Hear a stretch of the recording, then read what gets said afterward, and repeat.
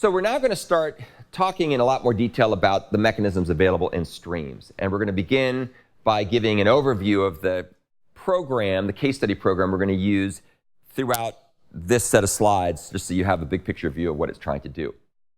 So this particular program will be illustrative of many of the Java sequential stream features that you'll need to be able to be aware of in order to do your programming assignment, in order to just to be able to master the concept of stream programming.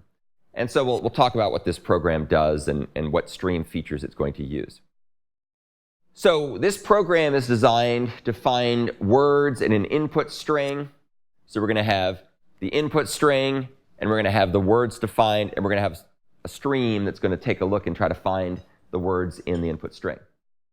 So to make it kind of fun, just for kicks, we're going to use as our input string the lyrics from the classic song from The Sound of Music, the Do Re Mi song.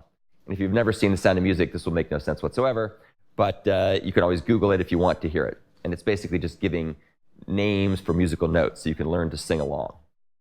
And we're going to look for the words in our list of words to find.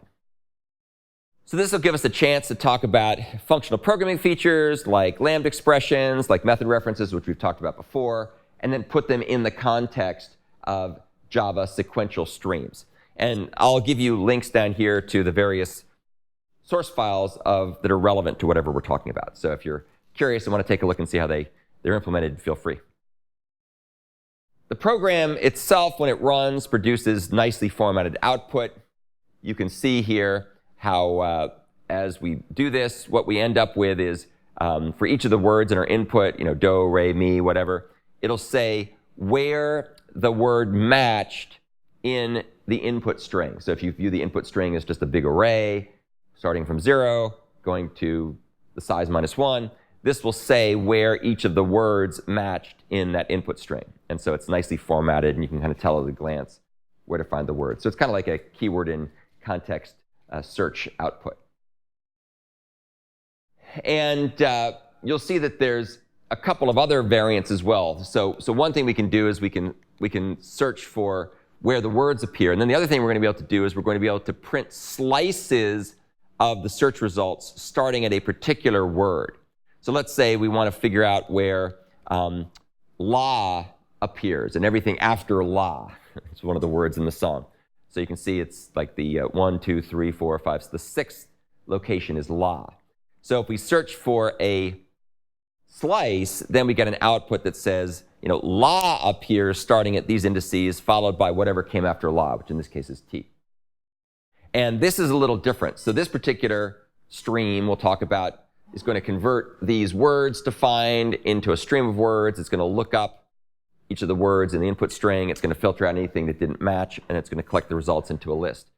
This approach here is going to do some other more interesting things in some ways. It's going to basically group things together and sort them, and then into a map. And then it's going to go ahead and convert that map's entry set into a stream of key value pairs.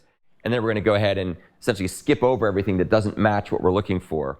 And when we're done, we'll print out only the things that matched. So you'll get a chance to see a couple of different approaches to this.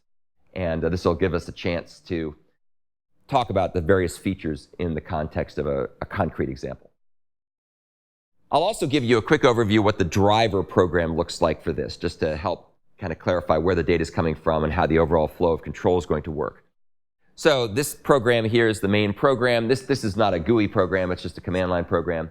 So the first thing it's going to do is it's going to open up an input file which contains the lyrics that we're going to be using as the input string, in this case the Do Re Mi song. And we've got a little helper method we'll take a look at later called getInput, which is going to read the input file and convert the input file into a single string. Then we go ahead and open a list of words, which is the list of words to find. Once again, we're going to make an in-memory database or in-memory data structure from our persistent file. And in this case, we're going to turn this into a list of strings that correspond to the words to find. And we'll look at the input file later. We're then going to create something called a word searcher, and that's going to be connected to the input list. And then we're going to go ahead and take our word searcher, and we're going to look for the words to find, and that's going to give us back a list of search results, where the search results are places where things matched. And then when we're all done, we're going to go ahead and print the results. And there are a couple different variants here that we'll take a look at as we go through the example. That's just kind of giving you a big picture view, seeing how the program works, what the different pieces are. And what we'll do next is we're going to start breaking down the various elements of this, and I'll show you how streams can be used to simplify the programming in a bunch of interesting ways.